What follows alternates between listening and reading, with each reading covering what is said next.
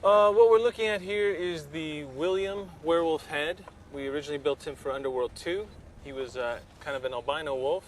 For Underworld 3, we've taken the same head and redone him as sort of the more traditional Lycan color in browns and the colors you're seeing here. We have 3 operators that run him. Here we have Bruce, Rob, and Richard today, and they're both doing different groups of functions on the head. Bruce is focusing mainly on eye functions, up into the brow, the blinks, the lids. Rob is mainly doing mouth functions, lips, tongue, etc.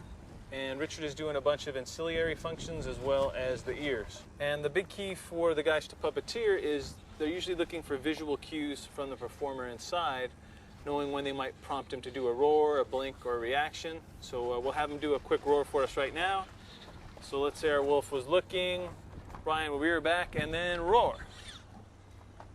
And that's the coordinated efforts of these 3 puppeteers plus the guy in the suit, all taking a common cue to camera depending on what the shot is. This particular suit has all the servos contained within it, so there's nothing exterior that runs it, the exception being this pack full of receivers, which is all the channels that run under inside, plus a bypass switch that lets us remotely turn the batteries on and off. And this particular one also runs on 2 high amp battery packs. If you ever do anything with radio control cars, they should look sort of familiar.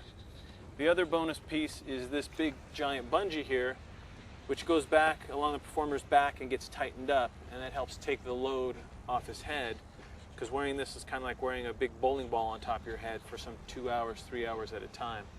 The last part when we dress Brian in is the overall hair suit, which goes in, connects in through a series of hooks. Oftentimes we'll zip tie those closed just so if it's an active performance you can't pull them loose. And then a very fine scrim of netting that has hair tied in it connects in on the front. So what Brian's looking through is a big fuzzy screen of hair. It's pretty much his view of the world outside and around him. And cut.